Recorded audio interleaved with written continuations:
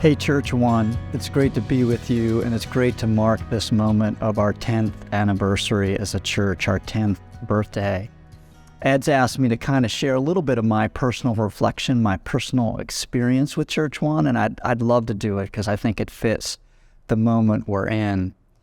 My kind of journey with ChurchOne started off early. Ed kind of contacting me and asking me if I would partner with him and working to build this church. And I remember in particular one time going out to dinner there was this Irish pub in Belvedere Square that doesn't even exist anymore, and sitting down with Ed and Lori, and it was Ann and I remember Ed ordered a glass of milk. And I thought, I've never been with an adult that ordered milk at a restaurant before. It kind of shocked me, but you know, it was one of those moments that sticks out in my mind as we began to talk about what it would mean to build a church and start a new church.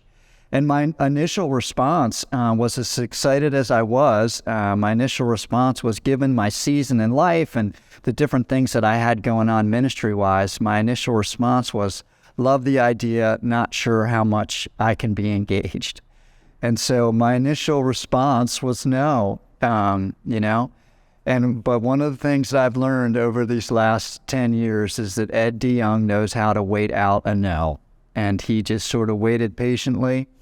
He asked me if I would give him 4 to 5 Sundays a year to help with this teaching team that they were going to develop to start ChurchOne. And so I joined the teaching team, and I committed to 4 to 5 Sundays a year. I thought, well, I guess I can do that. And but what the most amazing thing happened as I started showing up early on and preaching is that when I encountered ChurchOne, I just liked it. I liked it. I showed up and I loved the experience. There was sort of an abiding sense of calm and faithfulness. There was an amazing community of people. And every time I left, I just had this sense that this place is just a church. It's just a church. And as simple as that sounds, that was profoundly visionary and profoundly healing for me. It's interesting. I just read a autobiography of a guy. I can't even remember the author's name, but the name of the book is Testimony, and it's about a person sort of growing up in the evangelical church in the 90s to the 2020s, kind of the moment we're living in. And he talks about the intensity of church in this season of life, and how, frankly, a lot of people have kind of gotten wounded and burned out by kind of the intensity of church. And I just felt like with ChurchOne, there was genuine, authentic faith, a genuine desire to connect to Jesus, but it was absent so much of that intensity that would seem to be wearing people out. And I just enjoyed being a part of the community. I found ChurchOne to just be a refreshing place. Ed had this just amazing commitment and vision for the gathering of the assembly he would talk about. I remember we would meet in a little office off to the side at Davenport, and we would pray. We would pray for Sunday morning to be meaningful. And we began to teach out of the lectionary because there were so many different teachers. We realized it would wear people out if we just had kind of everyone giving their greatest hits. So we decided to teach out of the lectionary. And that kind of discovery, I think, shaped our teaching and our preaching in such a unique way. We began to kind of enmesh ourselves in the story of Jesus and his church on a regular basis, celebrating the different seasons of faith and allowing the scriptures to sort of guide us and direct us. And I also remember I have all these different memories. I remember Macy being a little kid, and she had these Heelys, those little shoes with the wheel on the bottom, and her and the Hayes kids would just ride their Heelys up and down the hall of Davenport after church.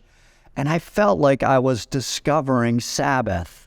I was discovering this place of just rest and delight and contemplating God's word and being in community and spiritual friends. And I just felt like I was just walking into something that I wouldn't have anticipated. And just sort of those moments and those joys. And then there was a particular season where I was asked to preach a series on our values. And I didn't even know much about the values. I was just trudging along, doing the lectionary, and Ed and Mike Batley sat me down and walked me through these values. And I remember each week teaching this series and walking away thinking, as refreshing as this church is, I think we're also discovering something.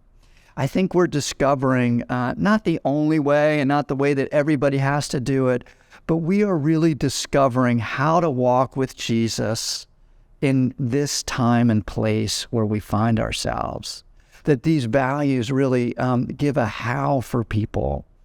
And, and I think people have been so worn out by like, whys and whats and all of a sudden just giving people a how just felt like really new to me, and our values were just really refreshing to me. And so I just kind of slowly and just became more engaged and more involved. Along the way, I was reflecting on this. There were a whole lot of what I call find us faithful moments, There were a whole lot of Sundays where there were 30, 40 people there. I remember summer Sundays.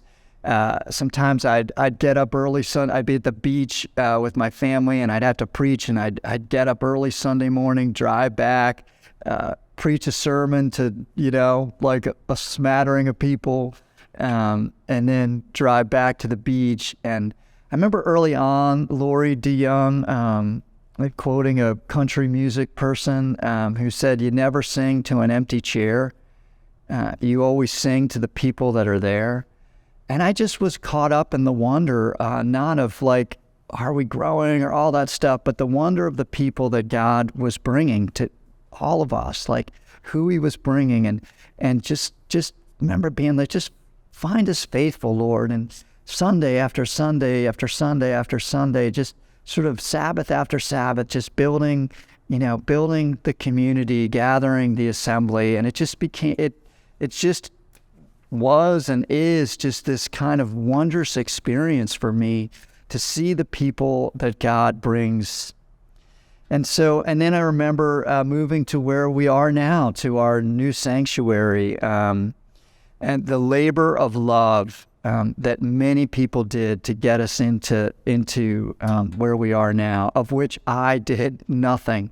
I did nothing. But I remember particularly Paul Foreman and Ed just working so hard to build us a place, to be a place where we could be together.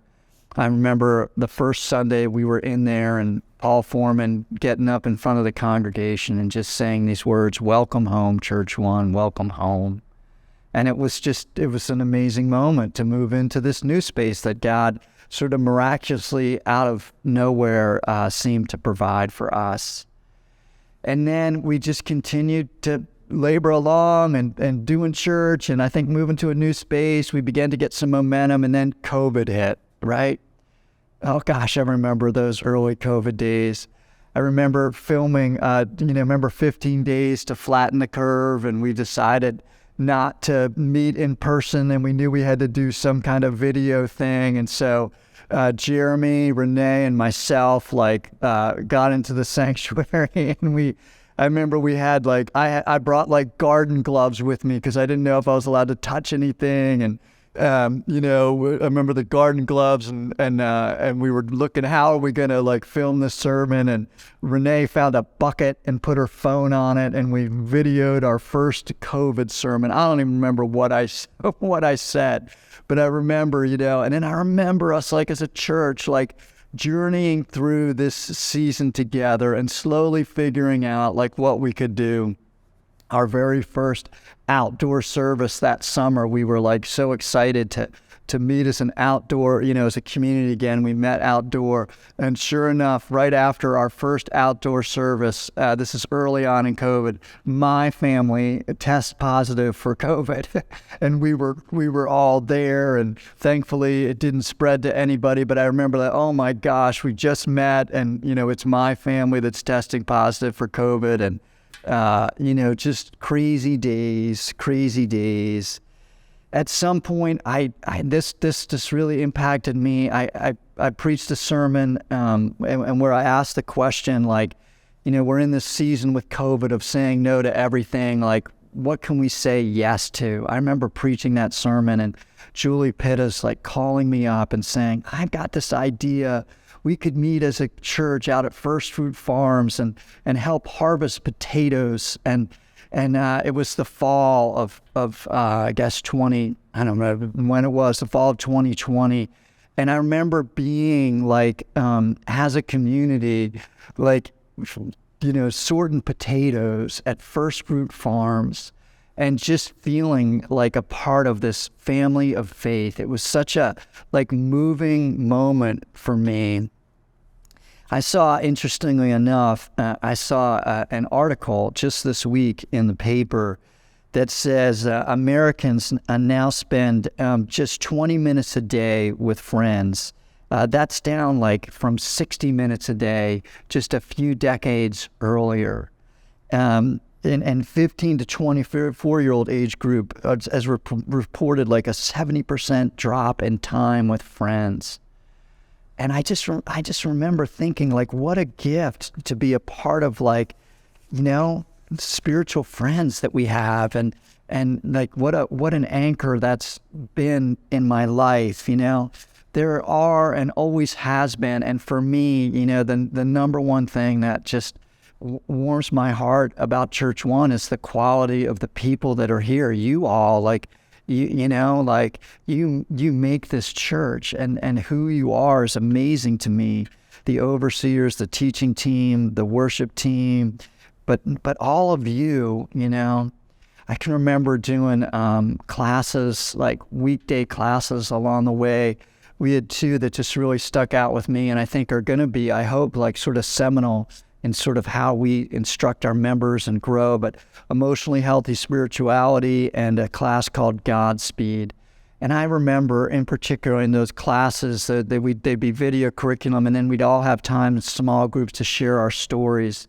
And I can remember just being in the groups and listening to different people share their stories, share their hopes, share their dreams, share their struggles, share the places where they fall short. And I just remember sitting there and thinking, what a privilege to do life together with people in this way. And I just loved it, and I have loved it. And I have to say, to be honest, the privilege of co-laboring with Ed and Shannon and Wanda and Ann when she was children's ministry director. Now Chris is our temporary children's ministry director. But the absolute privilege of co-laboring with them and co-laboring with an amazing group of overseers that I think really embody not only our values, but a willingness to wait on God and a willingness to kind of live an emotionally healthy spiritual life is really something that just sticks with me. The lectionary, we're in the Easter season, and we've been on a series of sort of making sense of it all. And one of the lectionary readings in the Easter season is Acts chapter 2. And I feel like it aptly describes sort of where we are. Acts chapter 2, verses 42, I'll just say a couple different verses, but in verses 42 to 43, it says, they, meaning the people, devoted themselves to the apostles' teaching and fellowship, to the breaking of bread and prayers. Awe came upon everyone because many wonders and signs were being done through the apostles. Day by day, as they spent much time together in the temple, they broke bread at home, ate their food with glad and generous hearts, praising God and having the goodwill of all the people. And day by day, the Lord added to their number those who were being saved. If you if you have been away from a 10-year-old for any period of time, one of the things that you experience when you encounter a 10-year-old usually is this sense of like, have you grown, And I feel like at this moment, as Acts chapter 2 talks about the growth of, things were growing as people just walked out living with Jesus and God provided this growth. I mean, I actually feel like as a 10-year-old church, we sort of are a little bit of that, have you grown, And I don't say this to brag. I mean, in many ways, I say it with like trepidation, but I feel like we are in a growth season as a church. Sometimes 10-year-olds, they grow imperceptibly slow, but also like quickly at the same time. And growth can sometimes be gangly and hard to manage as you transition and learn new things. But my prayer and my hope for us as we're in this new season, that it really is a season of organic growth, that the growth is related to kind of who we are and who God is calling us to be, that we remain a community anchored in the Scriptures, committed to our own relationships with Jesus Christ, fueled by the Spirit, that we continue to try to be a healthy, emotionally, spiritually, a healthy place to be, that we continue to live out our values of Scripture, spiritual practices, Sabbath, spiritual friendships, and service, and that we remain, as always, an abiding church that moves with the Spirit of God. Organic growth means that we continue to grow internally, right into these things I'm talking about, and we fall short on all accounts. None of us lives up to these amazing values. We fall short, but we continue to pursue them and try to grow into them, as well as externally. It's wonderful that we've got new life, new growth, and we got to figure out how to manage this and how to continue to channel it to bring glory to God and to serve His people. We're in a really interesting place, and we're going to be forced, I think, in many ways to grow deeper into who God called us to be and wider into our reach and scope. I don't remember what Sunday it was, but I know it was one of those find us faithful, mornings where it was I think it was like a summer Sunday at Davenport in the Davenport days, and there was kind of a small ragtag group of us meeting to worship God together. But the topic of the text was the importance of the church in the world and how the church is so central to God's plan and program in the community. And I remember teaching it and teaching on it, and I just looked around. At the end of the sermon, it wasn't a part of my notes, but I just looked around at everybody, and I just felt prompted to ask this question: why not us? Why not us? Why couldn't God use us as His church in this community? And I kind of remember that question sort of startling everybody, because I think we were all just sitting there wondering if this would even work. Where was this going? None of us really knew. But I remember just feeling prompted to say that, why not us? Why not? And I guess I still sort of ask that question today, why not us?